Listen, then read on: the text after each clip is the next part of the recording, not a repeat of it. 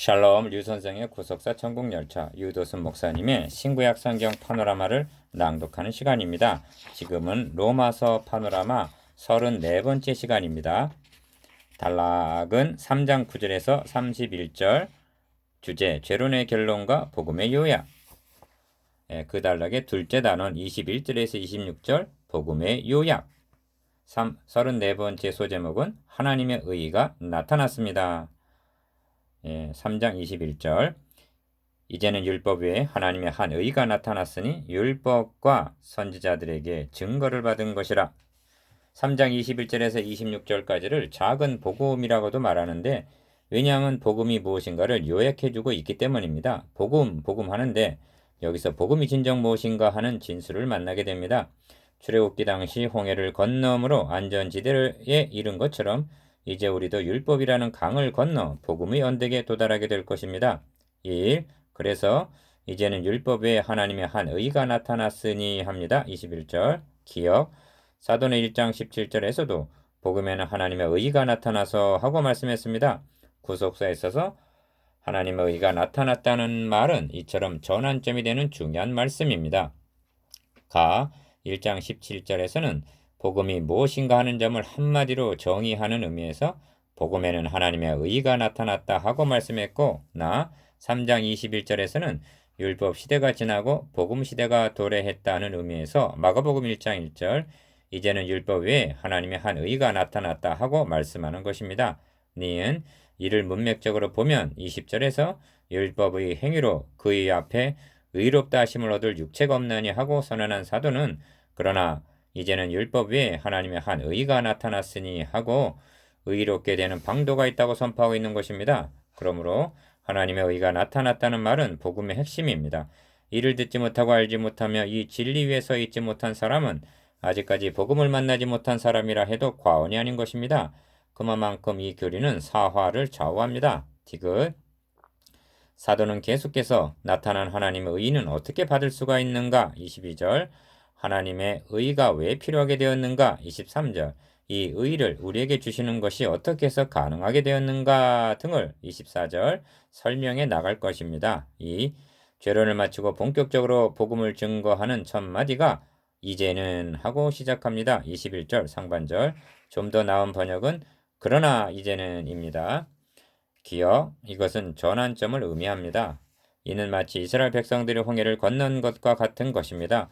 홍해를 건너기 전까지는 바로의 지배권 내에 있었습니다. 그러나 사망의 음침한 골짜기를 통과하여 왔으나 그러나 이제는 빛과 사랑이 넘치는 언덕에 이른 것입니다. 니은 박윤선 주석에서는 이제는 큰 가뭄 끝에 단비가 내리는 이제이고 캄캄한 어둠 끝에 밝음이 이른 이제이며 죽었다가 다시 살아난 이제이다.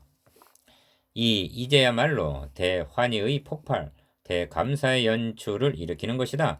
이 이제를 말한 사람으로서는 언사 힘이 있으면 있는 대로 강세를 주어야 할 만한 것이다 하고 주석하고 있습니다. 디귿. 바울 서신을 주의 깊게 살펴보면 그에게는 모든 시간이 그때와 이제로 나누어져 있음을 보게 됩니다. 에베소서 2장에서 그때는 너희가 그리스도 밖에 있었고 이 약속의 언약들에 대하여 외인이요 세상에서 소망이 없고 하나님도 없는 자이더니 이제는 전에 멀리 있던 너희가 그리스도 예수 안에서 그리스도의 피로 가까워졌느니라 하고 말씀합니다. 에베소서 2장 12절에서 13절. 디귿. 바울 자신의 경험이 너무나 극적이었습니다. 다메섹 도상에서 주님을 만난 시간은 정오 즉 낮 12시입니다. 주님을 만나기 이전의 오전 시간과 오후 시간이 얼마나 극적으로 갈라집니까? 바울 사도는 주님께서 십자가에 달리시기 이전의 시간과 이후의 시간을 그러나 이제는 하고 갈라놓고 있는 것입니다. 그렇다면 이제는 무슨 일이 일어났다는 것인가? 3. 하나님의 의의가 나타났다는 것입니다. 기억. 하나님의 의란 하나님의 속성으로서의 의가 아니라 불의한 자를 의롭다고 여겨주시는 칭의를 가리킵니다. 창세기 3장에는 벌거벗은 몸을 가리기 위한 두 가지 가리개가 있습니다. 하나는 무화과 나무 잎으로 만든 가리개인데 이는 아담 하와가 만든 것입니다. 그러나 그것으로는 하나님 앞에 설 수가 없었습니다. 그래서 하나님은 가죽옷을 지어 입히시니라 합니다. 창세기 3장 21절. 이 가죽옷은 하나님이 만드신 하나님의 가지고 오신 것입니다. 복음이 그러합니다. 하나님께서 지어주신 것이기에 하나님의 의입니다. 니은 이사의 선지자는 대저 우리는 다 부정한 자 같아서 우리의 의는 다 더러운 옷 같으며 우리는 다 쇠폐함이 잎사귀 같으므로 우리의 죄악이 바람같이 우리를 몰아가나이다 하면서 이 현상이 이미 오래 싸우니 우리가 어찌 구원을 얻을 수 있으리까 합니다. 이사야 64장 6절 5절 디귿 우리의 의는 다 더러운 옷 같고 쇠폐함이 잎사귀 같다 한 표현은 아담이 만든 무화과 나무 잎을 염두에 두고 한 말로 여겨집니다. 그 모습으로는 하나님의 존전에 설 수가 없다는 것입니다. 하나님의 의는 인간이 할 수 있는데도 하나님께서 행해 주신 것이 절대로 아닙니다. 4. 드디어 나타났다 하고 선포합니다. 기억. 그런데 나타났다는 것은 없던 것이 생겨났다는 그런 뜻이 아닙니다. 복음은 임기응변으로 주어진 것이 아닙니다. 가. 사도는 복음을 정의하기를 오직 비밀한 가운데 있는 하나님의 지혜. 고린도전서 2장 7절. 나. 영원부터 만물을 창조하신 하나님 속에 감추었던 비밀의 경륜. 에베소서 3장 9절. 다. 만세와 만대로부터 오므로 감추었던 것이라고 정의합니다. 골로새서 1장 26절. 이처럼 구약시대에 오랫동안 감추어져 있던 것이 이제는 베일을 벗고 드디어 나타났다는 것입니다. 5. 그래서 율법과 선지자들에게 증거를 받은 것이라 하는 21절 하반절라고 하는 것입니다. 율법과 선지자란 구약 성경을 가리키는 표현입니다. 기억 1장 2절에서는 이 복음은 하나님이 선지자들로 말미암아 그의 아들에 관하여 성경에 미리 약속하신 것이라 했습니다.